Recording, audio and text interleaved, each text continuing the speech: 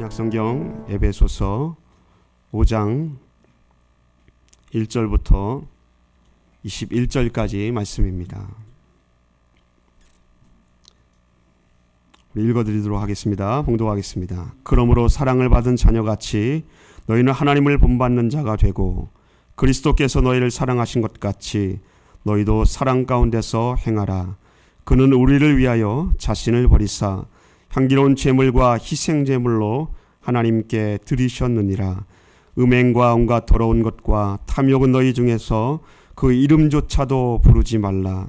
이는 성도에게 마땅한 바니라. 누추함과 어리석은 말이나 희롱의 말이 마땅치 아니하니 오히려 감사하는 말을 하라. 너희도 정녕 이것을 알거니와 음행하는 자나 더러운 자나 탐하는 자 곧 우상 숭배하는 자 하는 다 그리스도와 하나님의 나라에서 기업을 얻지 못하리니 누구든지 헛된 말로 너희를 속이지 못하게 하라. 이로 말미암아 하나님의 진노가 불순종의 아들들에게 임하나니 그러므로 그들과 함께하는 자가 되지 말라. 너희가 전에는 어둠이더니 이제는 주 안에서 빛이라. 빛의 자녀들처럼 행하라. 빛의 열매는 모든 착함과 의로움과 진실함에 있느니라. 주를 기쁘시게 할 것이 무엇인가 시험하여 보라. 너희는 열매 없는 어둠의 일에 참여하지 말고 도리어 책망하라. 그들이 은밀히 행하는 것들은 말하기도 부끄러운 것들이라. 그러나 책망을 받는 모든 것은 빛으로 말미암아 드러나나니 드러나는 것마다 빛이니라. 그러므로 이르시기를 잠자는 자여 깨어서 죽은 자들 가운데서 일어나라. 그리스도께서 너희에게 비추이시리라 하셨느니라.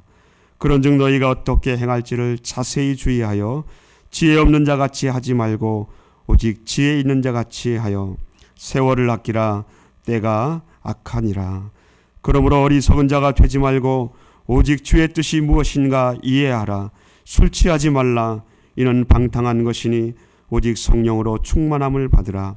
시와 찬송과 신령한 노래들로 서로 화답하며 너희의 마음으로 주께 노래하며 찬송하며 범사의 우리 주 예수 그리스도의 이름으로 항상 아버지 하나님께 감사하며 그리스도를 경외함으로 피차 복종하라. 아멘. 우리 메토리 목사님은 작년에도 저희 교회 오셔서 우리 컨퍼런스 인도해 주시고 또 올해도 지난 3월에 이어서 오셔서 하나님의 말씀을 전해 주십니다. 새소망교회에서 협동 목사님으로 계시고요. 여러분도 잘 아시는 것처럼 이 산호세 지역과 이 지역에서 상담 사역을 통하여서 많은 사람들에게 영향력을 끼치고 있고 하나님이 주신 사명을 잘 감당하신 너무너무 귀한 목사님이십니다. 목사님께서 나오셔서 말씀을 전하실 때에 여러분 큰 은혜가 되었으면 좋겠습니다. 중독의 올무에서 벗어나기라는 제목으로 전하실 때에 오늘 마음속에 하나님이 주시는 그런 하나님의 부르심이 있었으면 좋겠습니다. 목사님 나오실 때에 어색하지 않으니까요. 우리 할렐루야로 한번 할까요? 할렐루야.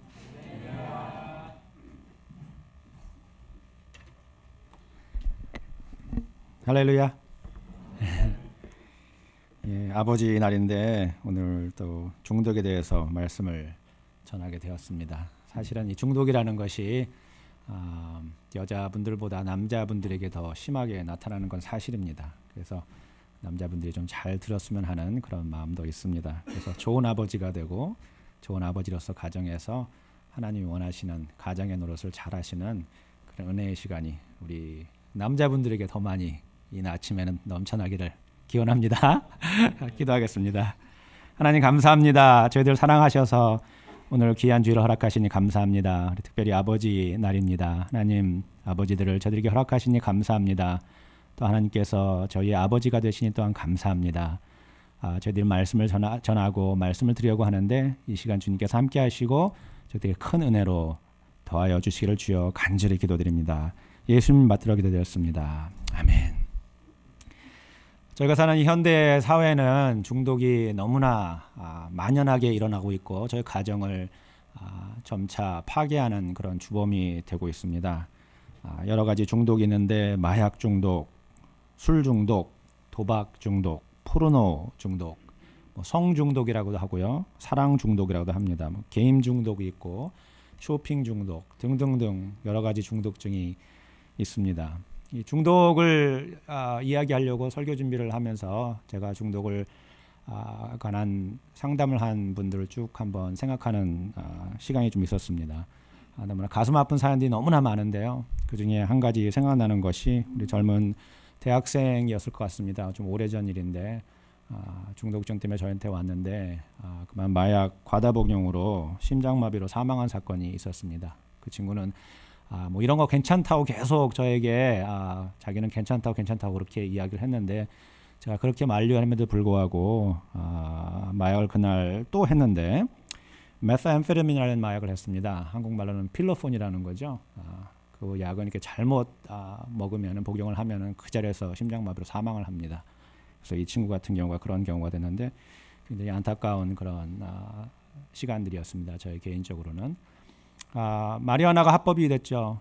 그래서 우리 청소년들은 잘못된 정보로 인하여 마리화나가 마치 해도 괜찮은 마약인 줄 알고 마리화나를 굉장히 많이 합니다. 요즘 청소년들이 마리화나 사는 거는 가게에 가서 껌 사는 것부터 쉽습니다. 너무나 만연하게 학교 주위에 굉장히 많이 있고요. 굉장히 가격도 쌉니다. 그래서 점심값 전략하면은 마리화나 살 수 있습니다. 합법적이기 때문에 학생들도 굉장히 많이 하고요. 또 남자들에게 인터넷 때문에 포르노 중독이 너무나 많이 만연하게 있습니다. 포르노가 너무나 가정 깊숙이 결혼 생활 깊숙이 침투하여서 부부 생활을 어렵게 하고 또한 청소년들, 젊은 청년들, 특히 남자분들에게 너무나 심한 그런 아픔과 어려움을 갖다 주고 있습니다. 그럼 중독이라는 게 도대체 무엇일까요? 뭐를 우리는 중독이라고 얘기하나? 중독이라는 것은 간단히 이야기하면은 내 의지가 어떤 대상에게 구속되어 조종되는 것이 바로 중독입니다. 내 의지가 구속이 되어서 어떤 대상에게 구속되어서 조종이 되는 것이 중독인 겁니다. 이건 정체성의 문제입니다. 우리가 만약에 술에 중독이 됐다든지 마약에 중독이 됐다든지 포르노에 중독이 돼 있으면은 우리 정체성이 없어지는 것입니다. 우리는 술에 의해서 정체성이 나타나게 되고 마약에 의해서 포르노에 의해서 도박에 의해서 우리의 정체성이 나타나게 되는 것입니다. 알코올 중독, 도박 중독, 포르노 중독 등등 여러 가지가 있는데 그것이 우리의 정체성이 되면 안 되겠습니다. 우리는 그리스도의 자녀들입니다. 우리의 정체성은 예수 그리스도 안에 있어야 되고 우리의 정체성은 하나님 안에서 살아가는 자녀의 모습으로서의 정체성으로 나타나야 되는 것입니다. 여러분 혹시 이런 말씀 들어보셨나요? 하루에 한 잔, 와인 한 잔씩 마시면 건강에 좋다. 와인 한 잔씩 먹고 자면은 심장에 좋다. 여러분 한번 곰곰이 생각해 보십시오. 이런 연구를 누가 할까? 이런 연구는 정상적인 의사들이 하지 않습니다. 왜냐하면 여기 의사가 계시는지 모르겠는데 의사들은 다 합니다. 술은 독입니다. 우리 몸에 도움이 되는 게 아무것도 없습니다. 이런 연구는 이제 와인 회사가 주로 이제 돈을 써가지고 연구를 하는데요. 와인 많이 팔려고 하는 거 아니에요, 그죠? 여러분 심장 건강하게 하시려고 한다면은 운동하십시오. 조깅하시고 산책하시고 그렇게 하시는 게 심장 건강에 좋은 겁니다. 술 먹는 것보다는. 우리가 생각할 때 알코올 중독하면은 알코올이 너무나 막 떡이 돼가지고 일상생활을 못하는 사람을 주로 생각합니다. 맞습니다. 그런 분은 알코올 중독입니다. 근데 알코올 중독에는 크게 두 가지가 있습니다. 하나는 알코올릭 어뷰스라는 게 있고요. 다른 하나는 알코올 디펜던스라는 게 있습니다. 알코올 어뷰스라는 것은 술이 떡이 돼가지고 일상생활을 전혀 못하는 분, 그런 분들 보고 알코올 어뷰스라고 얘기합니다. 그럼 알코올 디펜던스가 누구냐? 이분들은 예전에 저희 할아버지들이 식사하시면서 반주하신다고 꼭 약주라고 그러시죠. 이거를 보고 술이라고 안 그럽니다. 약주라고 그러세요. 그러시면서 한 잔 한 잔 이렇게 드시는 분들 알코올 중독입니다. 그래서 여러분들이 와인을 밤에 한 잔씩 마시고 주무시면 여러분은 알코올 중독입니다. 왜냐하면 알코올에 의존하는 여러분들의 정체성이 생기기 때문에 그렇습니다. 도박 중독도 마찬가지입니다. 도박이 중독이 되는 거는 gambler's fallacy라는 게 있습니다. gambler's fallacy.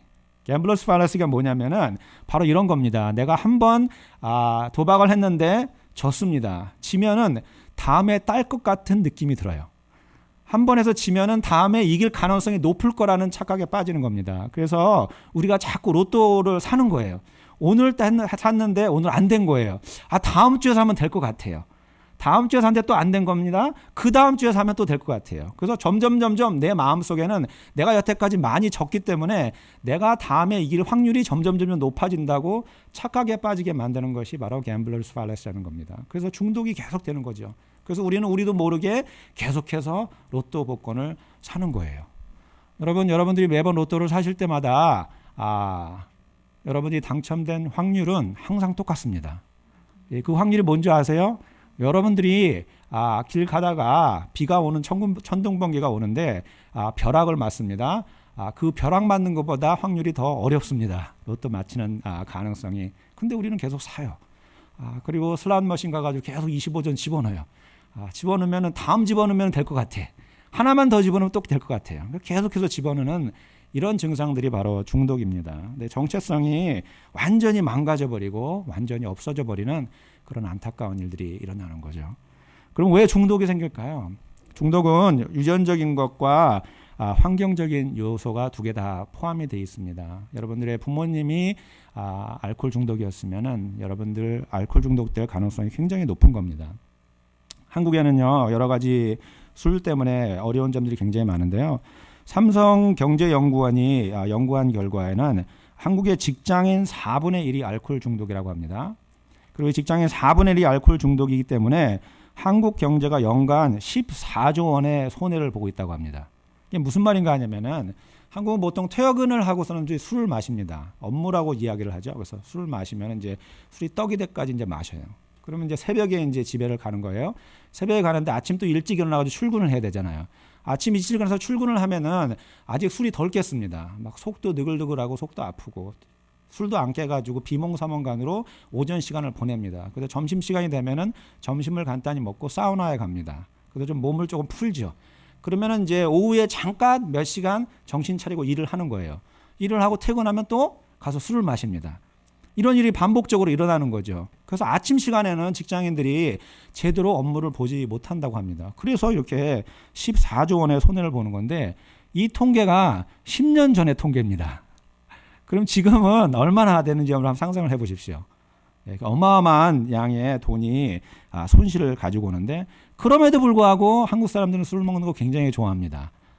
문화적으로 굉장히 좋아하고요. OECD 나라 중에 넘버원입니다. 술 마시는 걸로 보면 알코올 중독도 그렇고요. 그런 것들이 참 안타까운 부분으로 작용을 하는데요. 중독이라는 것은 내가 현실에 만족하지 않을 때 생기는 거예요. 내가 현실에 만족하게 된다고 한다면은 우리는 중독이 되지 않습니다. 내가 현실을 도피하고 싶기 때문에 중독이 생기는 거예요. 내 삶이 좋으면은 나는 마약을 하지 않습니다. 내 삶이 좋으면은 나는 술을 하지 않습니다. 내 삶이 좋으면은 나는 도박을 하지 않습니다. 내 삶이 좋으면 나는 포르노에 중독이 되지 않습니다. 모든 중독은 내 삶이 만족스럽지 않기 때문에 내가 거기서부터 도피를 하고 싶은 그런 마음이 굉장히 강하기 때문에 그렇습니다. 중독이 생기는 또 가장 근본적인 이유는 바로 내적 상처 때문에 그렇습니다. 여러분들이 이 내적 상처를 어떤 식으로 관리를 하고 어떤 식으로 회복하느냐가 굉장히 중요한 거예요. 그래서 내적 상처가 여러분들이 있을 때 하나님 앞에 그것을 갖고 나오셔야 됩니다. 기도로서 하나님께 아뢰셔야 되고요. 말씀으로 그 안에서 치유함을 받으셔야 되는 것이지 여러분들이 그것을 가지고 여러분 스스로가 이기겠다고 하면서 와인 한 잔씩 마시고 포르노에 빠져서 사신다고 한다면은 여러분들의 삶은 점점점 더 핍박해지는 그런 삶이 될 것입니다. 이 중독은요. 환경적인 것이라고 이야기를 했습니다. 가정 안에서 이 중독이 있을 때 너무나 어려움이 굉장히 많습니다. 만약에 아버지가 가정에서 알코올 중독이라고 한다면은 그 자녀는 알코올 중독일 가능성이 굉장히 높습니다. 아버지가 만약에 알코올 중독이라고 한다면은 자녀에게 나타나는 것이 크게 두 가지 현상으로 나타납니다. 하나는 아버지처럼 똑같이 술을 마시는 겁니다. 아버지처럼 똑같이 술을 마셔서 똑같이 알코올 중독이 되는 거예요. 두 번째 현상은 어떻게 나냐면은 반대로 술을 안 마시는 겁니다. 그래서 나는 절대 술을 안 마실 거야. 우리 아버지 같은 사람은 되지 않을 거야 라면서 술을 절대 마시지 않습니다. 그런 분들이 사실은 교회에 굉장히 많이 있습니다. 아버지들이 술을 드셨는데 술을 전혀 드시지 않는 분. 많은 분들 가운데 이런 분들은 저희가 드라이 알코홀릭이라고 합니다. 술은 드시지 않지만 알코올 중독이 그대로 나타나는 거죠. 그들이 가지고 있는 현상들이 그대로 나타나는 거예요. 대표적인 게 뭐냐면 분노 컨트롤이 안 되죠. 항상 우울해 있는 거죠. 기쁨이 없는 겁니다, 삶에. 이런 것들이 환경적으로 자녀들에게 또 자녀들에게 또 자녀들에게 대를 이어서 계속해서 내려가는 것이 중독입니다. 굉장히 무서운 겁니다. 굉장히 안타까운 겁니다. 그래서 이 중독의 사이클은 우울함과 스트레스가 삶에서 막 쌓여가지고 내가 이것을 견디지 못하고 너무나 힘들 때 나는 중독으로 그것을 풀려고 합니다. 현실 도피를 하는 거죠. 술을 마시면서 스트레스 상황을 이겨내려고 그러고 우울한 걸 이겨내려고 그러고 잠깐 가가지고 도박을 한 번 함으로써 포르노를 보면서 내 이 스트레스 상황을 이겨나가려 합니다. 그러다가 그런 중독에 빠진 다음에 나는 어떤 마음이 드냐면 후회감이 갑자기 밀려들어오기 시작하면서 죄책감과 수치감에 쌓이기 시작합니다. 너무나 고통스러운 시간이죠. 그럼 이 죄책감과 수치감 때문에 약간의 금단 현상이 일어납니다. 당분간은 중독에 빠지지가 않겠죠. 참고 또 참고 또 참고 또 참고. 그런데 삶이 그렇게 만만하지 않지 않습니까? 다시 한번 스트레스가 생기고 다시 한번 우울감이 오고 다시 한번 불안감이 오고 그러면 다시 중독으로 빠지는 이 사이클이 계속해서 돌아가는 것이 바로 중독입니다. 그래서 중독 치료가 굉장히 어렵습니다. 쉽지가 않아요. 왜냐하면 중독 치료라는 것은 단순히 술을 안 먹는 것이 아니고 단순히 마약을 하는 것이 아니고 단순히 포르노를 안 보는 것이 아니라 그 안에 내포되어 있는 스트레스나 우울감이나 수치감이나 죄책감을 다 치료를 해줘야 되기 때문에 굉장히 어렵습니다. 그런 것들이 해결이 되지 않으면은 이런 중독에서 벗어나기가 굉장히 어려운 것이죠. 그래서 중독은 나 혼자 무엇을 하려고 나 혼자 어떻게 해보려고 하는 그 자체가 중독은 어불성설입니다. 나 혼자 되지가 않습니다. 우리가 하나님이 필요한 가장 중요한 이유이기도 한 것입니다. 그럼 중독이 왜 나쁠까요? 중독은 바로 한 사람의 삶을 완전히 망가뜨리고 또 자기뿐만 아니라 주변에 있는 사람의 삶을 다 망가뜨리기 때문에 그렇습니다. 중독이 안 좋은 거예요. 제가 오래전에 중년 재혼 부부를 상담을 한 적이 있습니다. 이분이 이제 두 분이 이제 이혼을 하신 후에 두 분이 재혼을 하셨는데 재혼을 하신 후에 이제 재혼 가정의 그 사랑 이 아내 그 안에 있을 때는 어떤 상황이 생기냐면은 보통 재혼을 하게 되면은 조금 더 잘해보려고 노력하려는 것이 마음이 초음보다 굉장히 강합니다. 왜냐하면 한 번 실패했기 때문에 좀 더 잘해봐야지라는 그런 마음이 굉장히 강하는데 이 두 부부가 저희가 왔을 때는 그 아내의 얼굴이 너무나 안 좋아 보였었습니다. 그 이유 뉴스는 그렇습니다. 이제 남편하고 이제 재혼을 하고서는 남편의 집에 이제 부인께서 들어와 사시는데 첫날 밤 그 클라젯 문을 열어보고 이제 기절을 했습니다. 그 클라젯 안에 포르노 비디오하고 DVD가 그냥 꽉 차 있는 거예요. 그리고 도대체 이게 뭐냐 남편한테 물어봤더니 남편이 대답하는 게 참 황당한 대답을 한 거죠. 그러니까 어떻게 보면은 그게 뭐가 어때서 였었습니다. 대답이. 그게 뭐가 어때서. 네. 그 후부터 이 결혼 생활은 첫날부터 그냥 바닥을 치기 시작한 거죠. 남편은 그게 어때서. 네. 죄책감조차 없는 완전 심한 중독식에 빠진 그런 부부를 상담을 한 적이 있는데요. 여러분 생각은 어떻습니까? 괜찮습니까? 그런 것들이 상관이 없습니까? 네, 잘 한번 생각해 보십시오. 상관이 있는지 상관이 없는지. 잠언 23장 29절에서 35절에 이런 말씀이 있습니다. 제가 현대어 성경으로 한번 여러분들에게 읽어드리도록 하겠습니다. 일단 한번 마셨다가는 마침내 독사처럼 날카롭게 물어뜯는 것이 술이다. 살무사처럼 그 독이 마구 퍼져나간다. 눈에는 이상한 것들이 보이고 속에서는 헛된 소리만 자꾸 나올 뿐이며 바다 한가운데서 아무런 걱정 없이 잠에 골아떨어진 사람과 같고 미친 듯이 불어대는 폭풍 속에서도 나 몰라라 하고 잠에 떨어진 사람과 같으리라. 남들이 나를 때려도 아프지 않네. 이토록 두들겨 맞았는데 아무렇지 않네. 이번에 마신 술이 깨거든 또다시 술을 마시러 나가야지 하면서 주절되기도 잘하는구나. 잠언서에 있는 말씀입니다. 성경은 확실합니다. 여러분들이 아무리 변명을 하시려고 해도 이런 화학물질에 의존하는 것은 하나님이 원하시는 삶이 아니라는 것입니다. 하나님이 원하시는 삶이 무엇일까? 오늘 본문을 통해서 저희들이 같이 한번 배워보도록 하겠습니다. 그럼 중독으로부터 어떻게 해방을 할 수 있을까? 하나님이 원하시는 삶을 무엇일까? 첫 번째는 바로 오늘 본문 1절에 보면은 하나님을 본받는 자가 되어야 됩니다. 하나님을 본받는 자. 중독에서 벗어난 하나님이 원하시는 삶은 하나님을 본받는 자가 되는 것이 바로 중독에서 벗어나는 것입니다. 여러분 아마추어 가수와 프로 가수의 다른 점을 혹시 아시나요? 아마추어 가수와 프로 가수 또는 아마추어 연주자와 프로 연주자의 다른 점을 혹시 아시나요? 우리가 그냥 적당히 생각하면 이렇게 생각할 수 있습니다. 프로 가수는 노래를 굉장히 잘 부르는 사람이야. 아마추어 가수는 노래를 잘 못 불러. 프로 연주자는 연주를 굉장히 잘하는 사람이야? 아마추어 연주자는 연주를 잘 못하는 사람이야? 뭐 간단히 생각하면 그렇게 생각할 수 있습니다. 뭐 틀린 말은 아닙니다. 근데 사실은 맞는 말도 아닙니다. 여러분, 그 아마추어 가수들이 프로 가수보다 노래 잘 부르는 사람 굉장히 많아요. 그리고 아마추어 연주자들이 프로 연주자들보다 더 연주를 잘하는 분들이 굉장히 많아요. 그럼 아마추어와 프로의 차이가 뭘까요? 굉장히 간단합니다. 프로는요, 그 작곡자가 원하는 것이 무엇인지 너무나 잘 알고 그 작곡자가 원하는 것을 그대로 표현하는 사람이 프로입니다. 아마추어는 그렇게 못합니다. 아마추어는 그냥 꾀꼬리처럼 그냥 가사에 곡만 흥얼거리는 사람이 아마추어고, 프로는 작곡자의 마음을 그대로 담아서 연주를 하고 노래를 하는 사람이에요.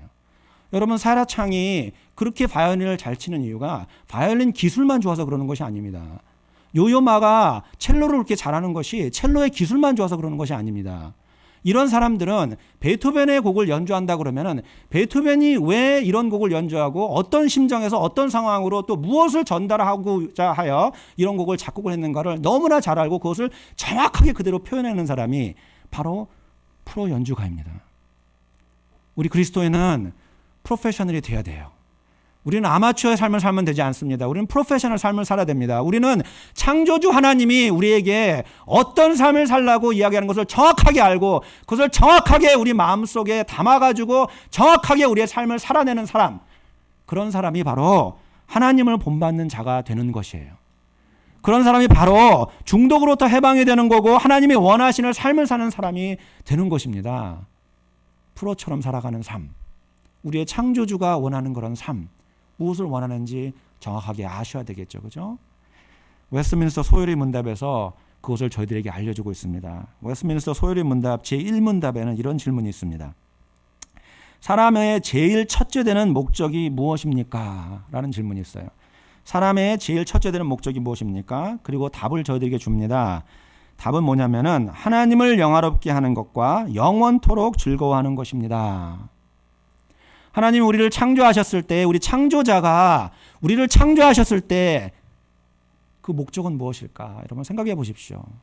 하나님을 기뻐하시게 하는 삶을 사는 것이 바로 우리가 창조된 목적입니다. 하나님께 예배하고 하나님께 찬양하고 하나님께 경배드리면서 하나님을 기뻐하게 하시는, 그리고 그 안에서 즐거운 삶을 살아가는 그것이 바로 우리가 살아가는 목적입니다. 그래서 우리는 하나님의 뜻을 우리 마음속에 잘 담으셨다가 그것을 잘 그대로 표현하는 그런 삶을 살 때에 우리는 중독으로부터 해방이 될 것입니다. 두 번째로는 중독으로 해방이 되고 하나님이 원하시는 삶은 무엇인가 하냐면 바로 8절에 나오는 빛의 자녀가 되어야 되는 것이에요. 빛의 자녀가 되어야 됩니다. 빛의 자녀는 어떤 자녀냐면 어둠에 거하지 않는 자녀가 바로 빛의 자녀입니다. 우리가 만약에 어둠에 계속 거한다고 한다면 우리는 빛의 자녀라고 이야기할 수가 없습니다. 우리는 그전에는 어둠에 거하는 그런 삶을 살았지만은 예수 그리스도께서 십자가 달려 돌아가심으로 인하여 그가 우리의 죄를 다 용서하심으로 인하여 우리는 더 이상 어둠의 죄악에 빠져 사는 그런 삶을 사는 자녀가 아닙니다. 우리는 빛의 자녀예요. 근데 그럼에도 불구하고 우리가 계속 어둠에서 머무른다는 것은 뭐냐면 우리는 죄악된 삶을 살고 있다는 것입니다. 그럼 어떻게 어둠에서 빛으로 나올 수 있을까요? 바로 회개입니다. 회개. 우리는 끊임없이 회개하는 삶을 살아야 됩니다. 끊임없이 우리는 우리의 죄를 고백하고 자백하는 그런 삶을 살아야 됩니다. 그것이 하나님이 원하시는 삶이에요. 근데 재미있는 현상은요, 이 중독에 빠진 사람들에게도 똑같은 주문을 합니다. 여러분, 중독에 빠진 사람들은 다 뭐라 그러냐면 나는 괜찮다고 그래요. 알코올 중독에 빠진 사람 보고 술 그만 드세요 그러면 괜찮아 나 한 잔만 마시는 거야, 괜찮아. 도박 중독에 있는 분들에게 도박 그만해서 괜찮아, 이번만 하고 말 거야, 다음부터 안 할 거야. 다 그러세요. 다 중독 있는 분들의 공통적으로 다 자기의 중독을 부인합니다. 자기는 괜찮다고 그래요. 자기는 컨트롤할 수 있다고 그래요. 이번만 하고 다음부터 안 할 거라고 이야기를 해요. 그렇게 돼서는 중독이 치료가 되지 않습니다. 중독의 치료의 가장 기본적인 것은 내가 중독증이 있습니다라고 시인을 하는 겁니다. 내가 죄인입니다라고 시인한 것처럼 똑같습니다. 중독이 있습니다라고 시인하는 거예요. 그래서 여러분들 알코올 중독자 모임이라든지 도박 중독자 모임이라든지 포르노 중독자 모임이라든지 이런 모임에 가면은 제일 먼저 하는 것이 뭐냐면 자기 소개입니다. 돌아가면서. 그러면서 뭐라 그러냐면 안녕하십니까, 저는 매튜입니다. 저는 알코올 중독자입니다. 이렇게 소개를 하는 거예요. 매번 매주마다. 왜냐하면 그렇게 시인할 때에 그 안에 치유가 있기 때문에 그렇습니다. 우리가 마치 죄를 자백했을 때 그 안에서 우리의 빛의 자녀로서의 삶이 있는 것 같이 그렇게 된다는 것이죠. 저는 청소년들을 많이 상담을 하게 되는데요. 가끔은 이제 어머니들이 이제 청소년 자녀를 데리고 오는 경우가 있습니다. 얘가 마약을 하고 술을 하고 그러면 너무나 안타까워서 답답하셔서 아이를 데려옵니다. 그러면서 꼭 한국 어머님들이 이런 말을 꼭 하세요. 얘는 착한데 나쁜 친구들을 만나서 얘가 참 지금 너무나 어려운 안타까운 삶을 살고 있습니다. 선생님 어떻게 좀 해주세요. 그럼 제가 그 어머니 눈을 바로 쳐다보고 그렇게 얘기합니다. 얘가 나쁜 놈입니다. 얘가 나쁜 놈이에요. 왜냐하면은 그렇게 현실을 직시시켜주지 않으면은 우리 애는 착하기 때문에 친구들만 바뀌면은 괜찮아질 거라는 그런 거짓된 믿음이 있으면은 자녀를 올바르게 키울 수가 없어요. 올바르게 그 중독에서 해방시킬 수가 없습니다. 어머니 아버지가 우리 아이가 지금 아픈 상황에 있구나. 이 아이의 아픔을 인정하고 내가 치료를 해줘야 되겠다라는 그런 마음이 있어야 되는 거예요. 그것이 중독에서부터 해방이 되는 것입니다. 여러분 한 번 중독이면은 평생 중독입니다. 여러분들이 예전에 마약 중독, 알코올 중독, 포르노 중독이 있었다고 한다면은 여러분들이 일주일 안 했다고, 한 달 안 했다고, 1년 안 했다고 해서 여러분 중독증이 없어지는 게 아니에요. 여러분들의 중독증은 평생 가는 것입니다. 여러분들이 그것을 기억하시고 하나님께 매달리고 하나님께 반복적으로 여러분들의 연약함을 고백하고 연약함을 가지고 나오시는 그런 믿음이 있으셔야 돼요. 근데 이 중독증은요 엄청난 파급 효과가 있는데 중독된 사람뿐만 아니라 그 가정에 너무나 큰 문제가 있습니다. 영화 중에 When a Man Loves a Woman이라는 영화가 있습니다. 앤디 갈시아하고 맥 라이언이라는 배우가 나오는데요. 배경이 샌프란시스코입니다. 여러분들이 너무나 잘 아시는 두 부부로 나오는데요. 앤디 갈시아는 비행기 조종사입니다. 맥 라이언은 학교 선생님입니다. 초등학교 선생님이에요. 이 가정에 문제가 있습니다. 맥 라이언이 알코올 중독이에요. 맨날 술 먹고 제대로 삶을 살지 못합니다. 그러다 보니까 남편 앤디 갈시아가 진짜 착한 남편이에요. 아내가 못하는 걸 다 합니다. 아이들 목욕 다 시키고 아침에 일찍 일어나서 아이들 점심 다 만들어가지고 학교에 데려다주고 아내가 술 취하면은 아내를 다독거려주고 아내를 사랑해주고 너무나 완벽한 너무나 착한 그런 남편이에요. 동네에서 소문이 그렇게 다 났어요. 너무나 착한 남편이다.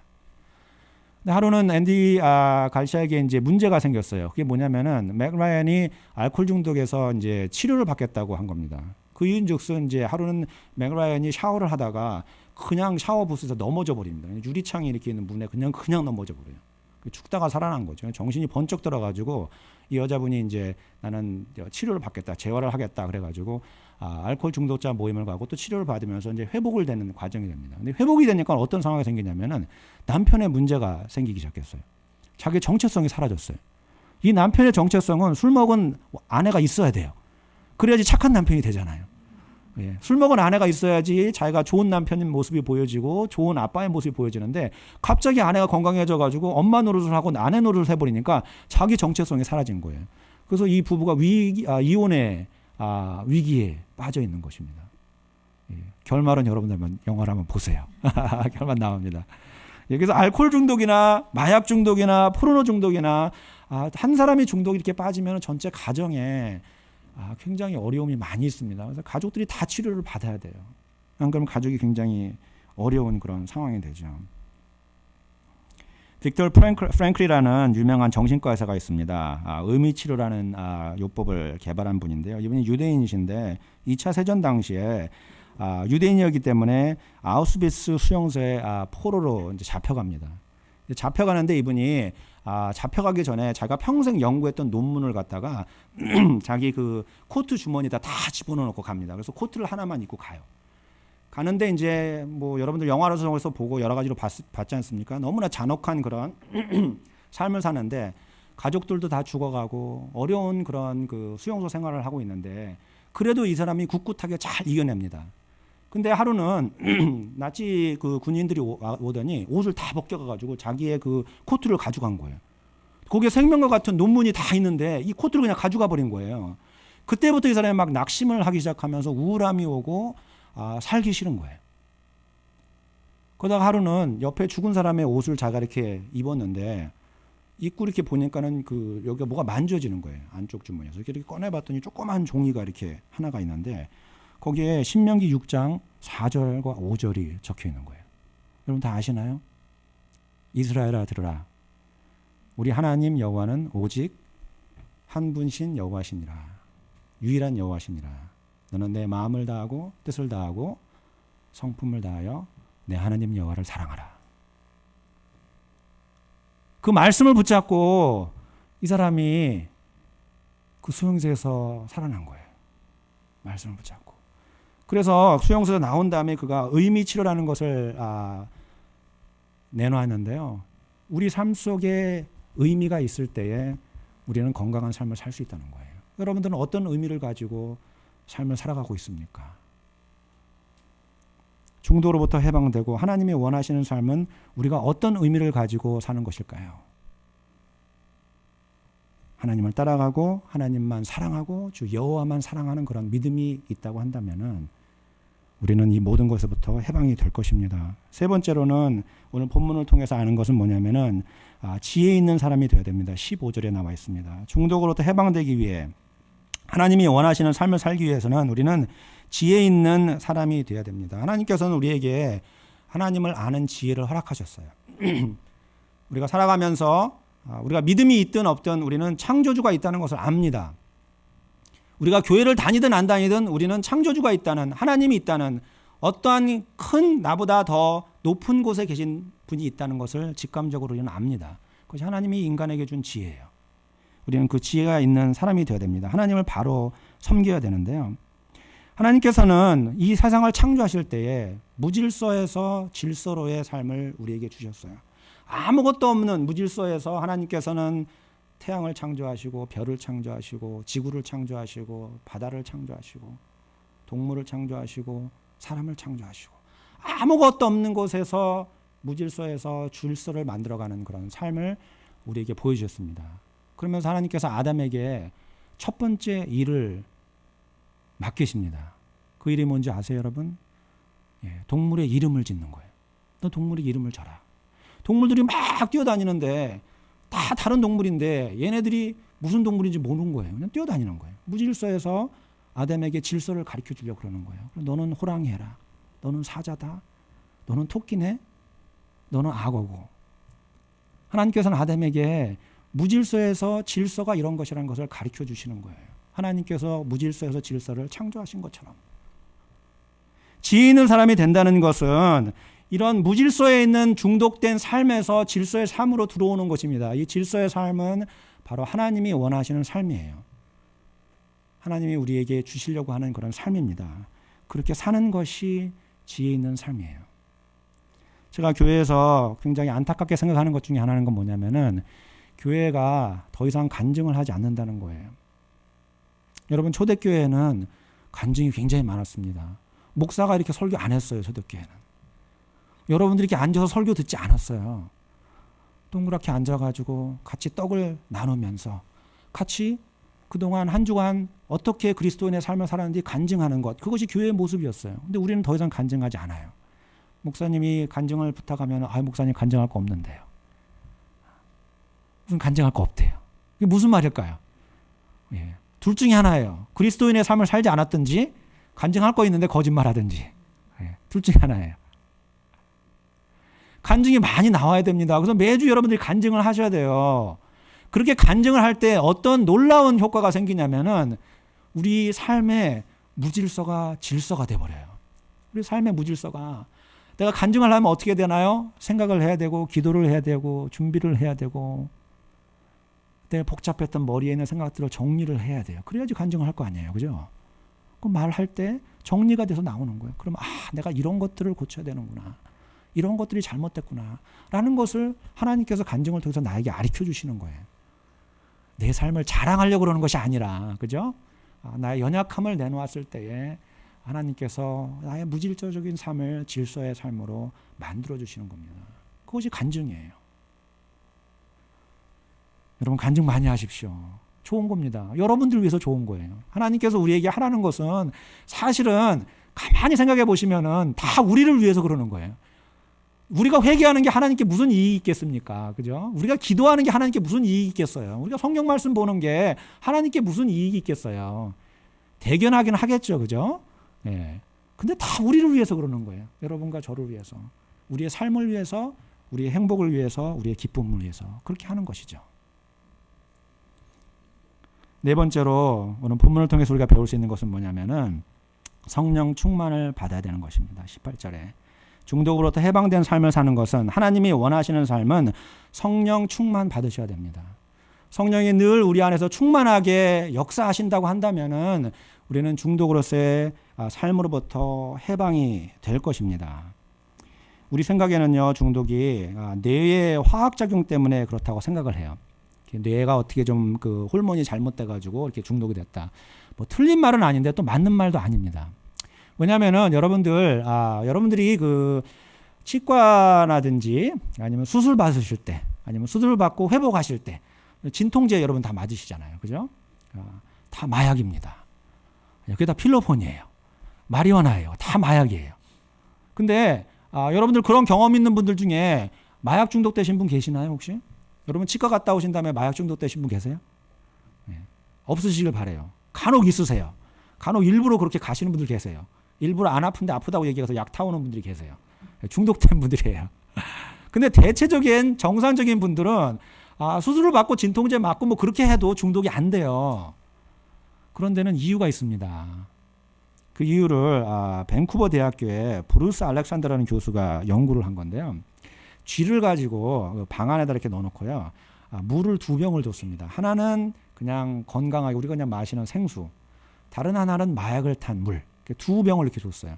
이 좁은 방 안에 쥐를 가둬 놓고 2병의 물을 주니까 쥐가 어떤 행동을 하냐면은 마약물을 계속 마시는 거예요. 또 마시고 또 마시고 막 또 마시고. 그래서 그 브루스 알렉산더 교수는 당연히 그렇지, 우리가 예상했던 건데 모든 사람들이 다 그럴 거야. 그렇게 결론을 내리려다가 한 가지 재미난 생각이 났어요. 좀 환경을 한번 바꿔보자. 어떤 일이 일어나는지. 그래서 그 방 안에다가 쥐가 재미나게 놀 수 있는 걸 다 갖다 놨습니다. 이 동글동글 돌아가는 거 있잖아요. 그런 것도 갖다 놓고, 미로도 만들어가지고 막 돌아가는 것도 만들어 놓고, 그 똑같이 마약물하고 생수를 갖다 놨어요. 근데 희한한 현상이 생겨난 거예요. 이 쥐가 마약물을 마시질 않아요. 생수만 마시는 거예요. 계속해서. 그래서 이 교수가 발견한 것이 뭐냐면은, 우리가 삶에서 의미를 찾지 못하고 삶이 나한테 만족을 주지 못하는 그런 삶을 살아갈 때에 우리는 계속해서 중독에 빠질 수밖에 없다는 거예요. 그 말을 우리가 영적으로 표현해서 이야기를 하면 뭐냐면은, 우리가 믿음 생활을 제대로 하지 못하면은, 그죠? 예. 우리가 하나님을 제대로 알지 못한다고 한다면은, 여러분들이 만약에 포로 중독에 빠진다든지, 여러분들이 만약에 알코올 중독이라든지 도박 중독에 빠져 있는 분이 계신다고 한다면은, 그리고 여러분들이 계속 교회에 나오시고 계신다고 한다면은, 저는 마음이 굉장히 안타까울 것 같아요. 왜냐하면은 교회에 나오셔도 하나님이 주시는 기쁨을 모르시잖아요, 여러분은. 그게 없으니까 중독에 빠지는 거 아니에요. 여러분들이 하나님이 주시는 기쁨을 여러분들 마음 깊숙이 누릴 수 있다고 한다면은, 그런 믿음 생활을 여러분이 한다고 한다면은 여러분들은 중독에 빠지지 않을 것입니다. 이 연구 결과가 이야기를 해주잖아요. 하나님을 믿는 것이, 믿음 생활을 하는 것이, 그것도 올바로 믿음 생활을 하는 것이 얼마나 중요한가를 우리에게 알려주는 좋은 연구 결과라고 저는 생각을 합니다. 여러분, 고아원에 자란 아이와 정상적으로 자란 아이의 차이를 아시나요? 고아원의 아이들이 어렸을 때 갓난아기부터 성장을 하게 되면 여러 가지 성장 과정에 어려움이 있습니다. 성장 과정 방해하는 것들이 굉장히 많습니다. 누가 자기를 보살펴주는 사람이 없기 때문에 이 아이들은 어렸을 때부터 그 갓난아기가 포기하는 것을 배웁니다. 근데 여러분, 어린아이가 기기 시작하고 걷기 시작하면서 여러분들 걷는 어린아이들을 보신 적 있으신가요, 최근에? 아이들이 걷다가 넘어지고 걷다가 넘어지고 쓰면은 또 넘어지고 쓰면 넘어지고, 그거를 수천 번 반복을 합니다. 그런데도 이 아이들은 또 일어나가지고 걸어요. 아픈데도 불구하고. 근데 고아원에서 자란 아이들은 아예 그 시도 자체를 하질 않아요. 그 차이는 바로 엄마가 있다예요. 엄마가 있다. 엄마가 있다. 아버지가 있다. 그거 차이예요. 내 뒤에서 내가 넘어지고 내가 힘들고 내가 어려울 때 나를 붙잡아주는 사람이 있다. 그거 차이예요. 여러분 삶이 힘드십니까? 여러분 우울하시고 스트레스가 쌓여서요. 불안한 것이 생기십니까? 여러분 등 뒤에 하나님 아버지가 있다는 것을 보시기 바랍니다. 여러분들은 고아가 아니에요. 여러분들은 고아가 아닙니다. 여러분들이 쓰러지려고 할 때 하나님께서는 여러분은 다시 일으킬 거예요. 여러분들이 고통 중에 있다고 했을 때 하나님께서는 다시 일으키실 겁니다. 하나님의 그 위로하심과 하나님의 섭리를 여러분들이 아시고 내 아버지가 내 뒤에 있다는 것을 여러분들이 아시고 그 믿음으로 가지고 여러분들 믿음 생활을 하신다고 한다면은 여러분과 저는 중독될 이유가 하나도 없는 거예요. 우리가 만약에 중독이 됐다고 한다면은 우리는 믿음 없음을 회개하고 믿음 없음을 탄식으로 기도해야 되는 거예요. 그것이 바로 하나님이 원하시는 그런 삶이 되는 것입니다. 말씀을 마치도록 하겠는데요. 빌립보서 4장 8절에서 9절 말씀을 여러분들에게 읽어드리고 마치도록 하겠습니다. 정말로 형제들아 무엇에든지 참되며 무엇에든지 경건하며 무엇에든지 옳으며 무엇에든지 정결하며 무엇에든지 사랑할 만하며 무엇에든지 칭찬할 만하며 무슨 덕이 있든지 무슨 기름이 있든지 이것들을 생각하라. 너희는 내게 배우고 받고 듣고 본 바를 행하라. 그리하면 평강의 하나님이 너희와 함께 계시니라. 인간의 힘으로는 되지 않습니다. 내 생각으로 되지 않습니다. 내 행동으로 되지 않습니다. 여러분, 중독은 사탄이 우리에게 주는 가장 큰 유혹이에요. 여러분과 저는 사탄을 이길 수가 없어요. 오직 하나님만, 예수 그리스도만 그 중독에서부터 해방을 우리에게 갖다 줄 수 있습니다. 여러분, 믿음으로 나오시고 믿음으로 고백하시고 믿음으로 기도하시고 믿음으로 하나님께 매달리시기 바랍니다. 그랬을 때 하나님께서는 진정히 우리에게 이 중독의 올무에서부터 해방할 수 있는 그런 담대함을 허락하실 겁니다. 기도하겠습니다. 시간 잠깐 묵상으로 한번 기도하겠습니다. 저는 몰라요.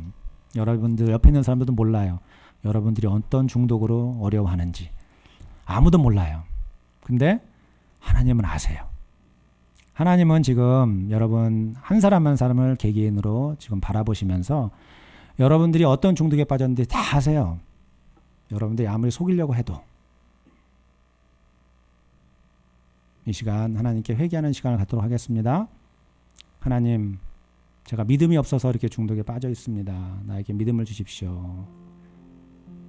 내게 믿음을 주셔서 이 중독증에서 이기게 도와주십시오. 내가 여태까지 나를 힘들게 했고 내 가족을 힘들게 했습니다. 나를 용서하시고 나에게 힘 주십시오. 시간 잠시 묵상으로 한번 같이 기도하도록 하겠습니다.